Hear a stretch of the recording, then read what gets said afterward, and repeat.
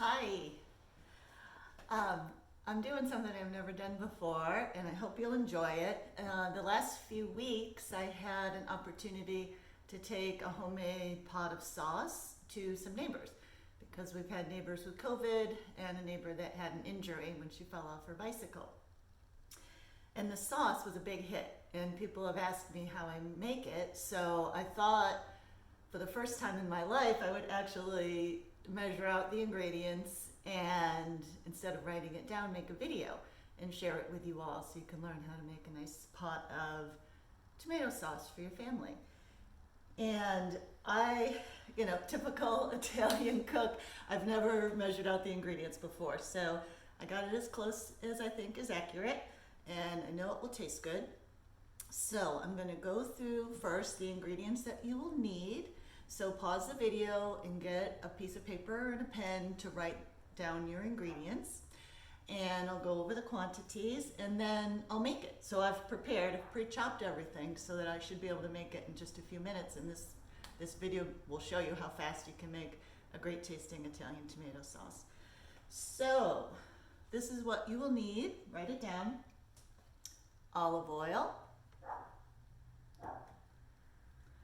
My dog is barking in the background. A cheap red wine.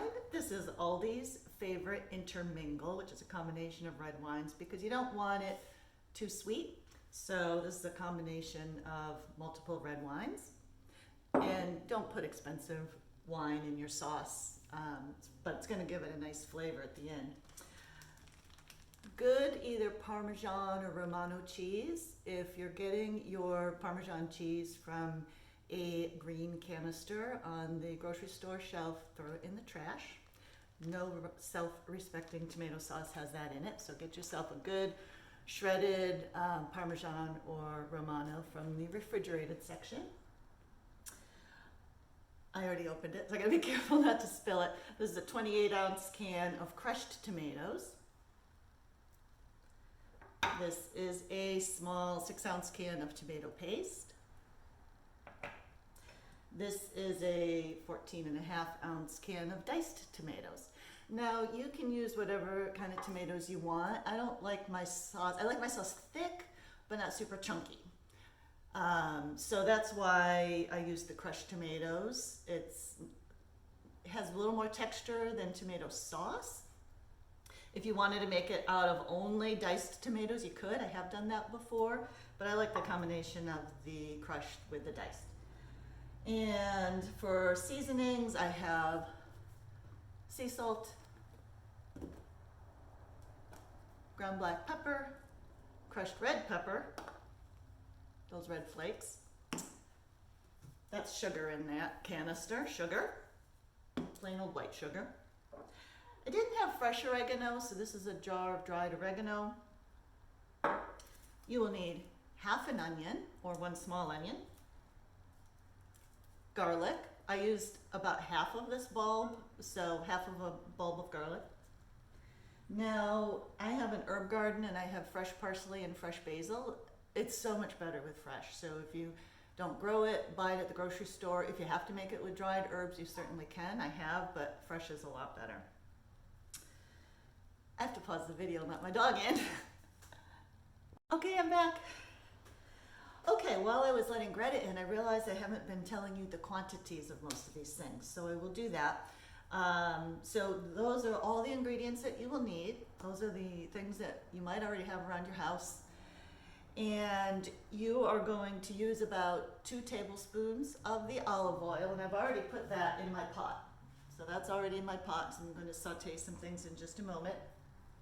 I use these Le Creuset pots because this is enameled cast iron.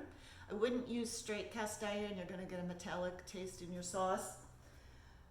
Definitely do not use like non-stick cookware. The acidity in the sauce, it leaches out the toxic chemicals in the non-stick. You shouldn't use non-stick no matter what, but definitely don't use it with sauce.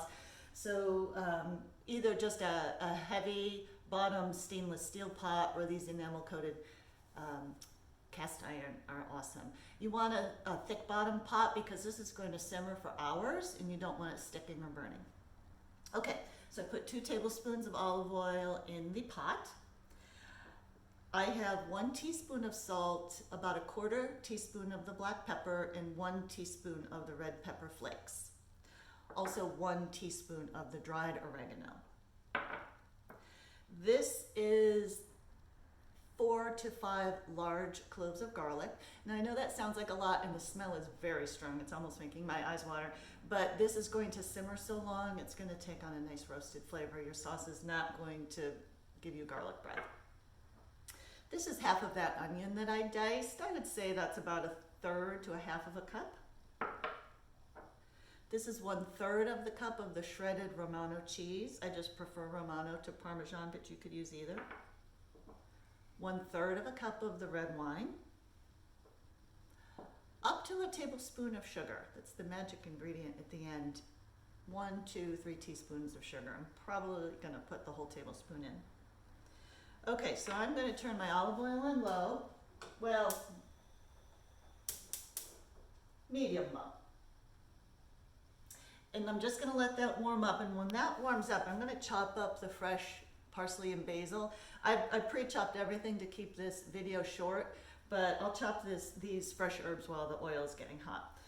So I'm going to chop this up, and then that will give me an idea of how much I've used. With fresh herbs, you can't put in too many. With dried herbs, you can. You know, they can get kind of a bitter flavor, but with fresh herbs, I don't think you can use too much.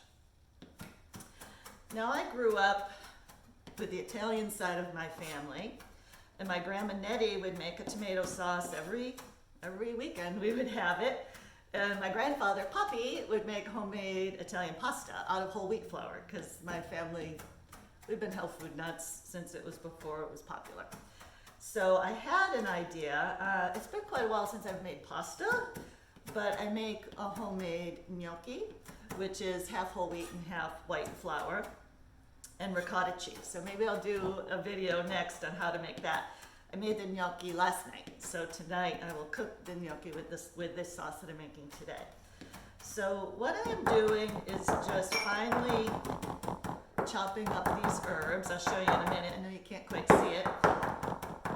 I will show you in a minute how much I've chopped them up. I had about equal amounts parsley and basil, and now that they're all mixed in together, second here. Okay, so they're all mixed in together, and I'll lift this up to show you maybe 1/2 to 3/4 of a cup of combination basil and parsley. Okay, so my oil's been warming up. I'm going to put my onion in.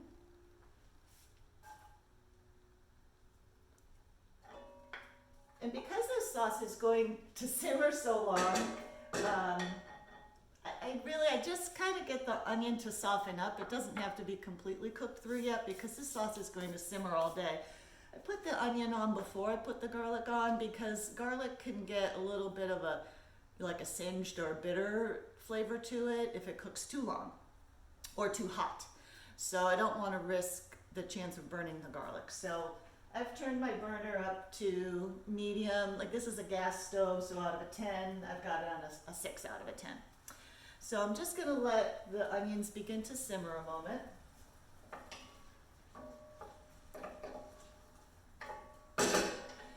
Now, this particular sauce today, I'm not putting meat in it today, but I most typically put either meatballs or sausage in it.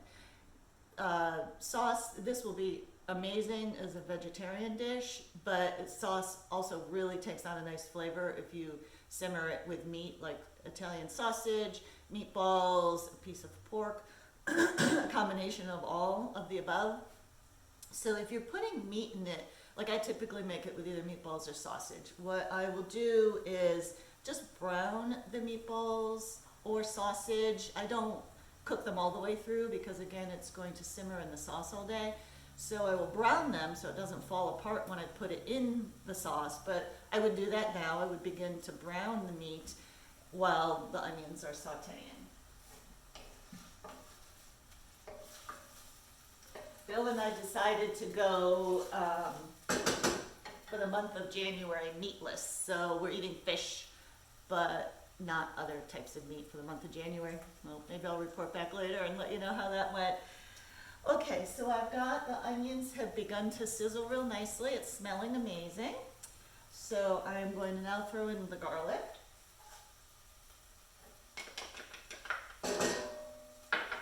And I'm going to throw in, this is the salt and the pepper and the dried oregano and red pepper flakes. The herbs, you bring the flavor out if you saute them in the oil first.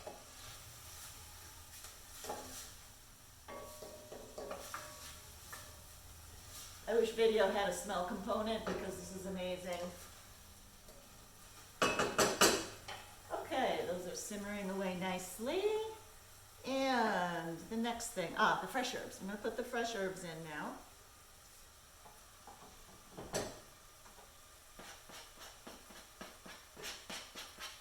And again, if you don't have the fresh herbs, you would throw the dry herbs in.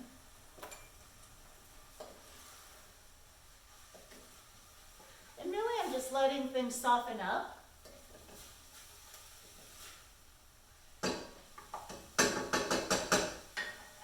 So things are softening up there. This will be pretty funny if I leave something out today, and I'm sure that people will let me know, but so far so good. All right, so the herbs are softening up. I've got my canned tomatoes open. You know, I've never made a sauce out of fresh tomatoes, not like a hot Italian sauce for pasta.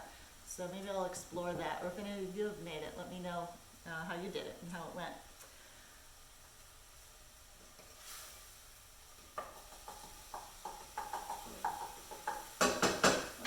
Looking good, so the onion has softened up a bit. I'm going to pour in my crushed tomatoes. Careful, because if your pan is hot, it's going to spatter.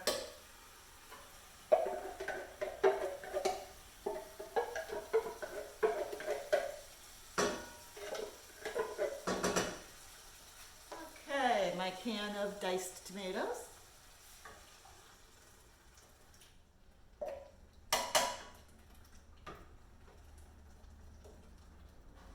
I'm going to turn that down now because it's bubbling. I don't want this at a serious bubble. I'll bring it up to temperature, you know, like a simmering, lightly bubbling temperature, and then I'm going to back it way down to probably the second lowest setting, or well, actually, and even the lowest. I'll probably just back it down to low or 1 on the 1 to 10 scale on this gas stove.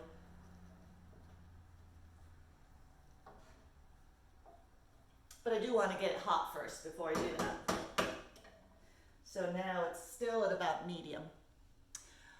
Okay, when that warms up a bit, tomato paste. I don't use the whole can. I'm going to use a third to a half of it.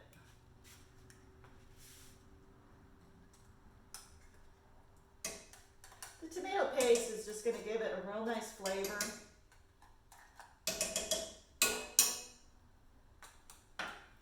Now, I put in a full teaspoon of those red hot pepper flakes. That's enough to give your sauce a little bit of a spiciness, but it's not going to burn your mouth. I like my foods to be a little bit on the hot side, so if you're afraid that the full teaspoon is too much for your family, you know, maybe do half a teaspoon. If you like it really hot, put in more. And what I really love is put in the teaspoon of the hot pepper flakes and use hot Italian sausage. That is probably my favorite. Okay, so that tomato paste, you'll have to break it up a little bit because it comes out as a thick clump. So I'm just going to stir that in.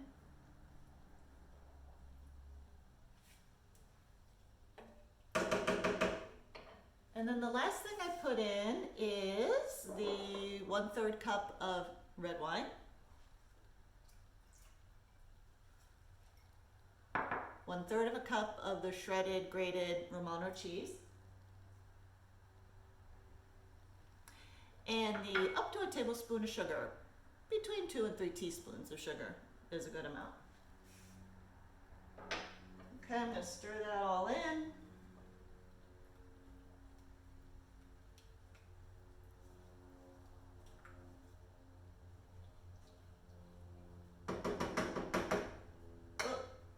rushing, so I got a little messy. It's dripping down the side. It's done. So how cool is that? You know, I'll be able to tell after I'm done recording this video how long it took. 5-6 minutes. So you have time to prepare really delicious and healthy food for yourself and for your family. This was so easy and honestly inexpensive too. I don't know, there was probably like $5 worth of ingredients. And this pot, if you've got a bigger family, double it. But this pot will last me and Bill all week. And I will see if I can bring the camera over to show you what it looks like. Hang on just a second there. Oh my goodness, that is delicious. Look at all those fresh herbs chopped up in there. The tomatoes are thick.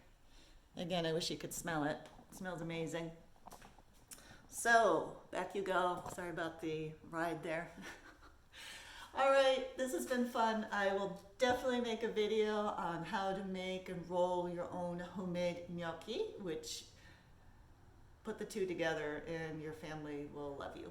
All right, friends, nice to see you. I miss you all. Stay safe and stay healthy. Bye-bye. One more thing. Now I'm gonna have to learn how to splice these two video clips together. I had mentioned earlier if you wanted to put like a meatballs or sausage in your sauce. So remember I had said that I just brown them. I don't cook them all the way through, I brown them. So at this point, all the ingredients are in the pot. It's going to be simmering on low. I would take those, the meatballs or the sausage that are partially cooked but browned on the outside and put them in the sauce. And now this is going to simmer on probably your lowest setting. So check it about every 15 minutes or so. You want it barely bubbling. So you want the pot to be fully hot, steaming, an occasional bubble, and so that you can just leave it for hours. It's about 12:15 right now. We'll eat this for dinner and I'll just let this simmer all day. I'm gonna let it simmer with the lid on. And I'm going to occasionally stir it to make sure it's not sticking. Okay, I think that's everything. We'll see you later. Bye-bye.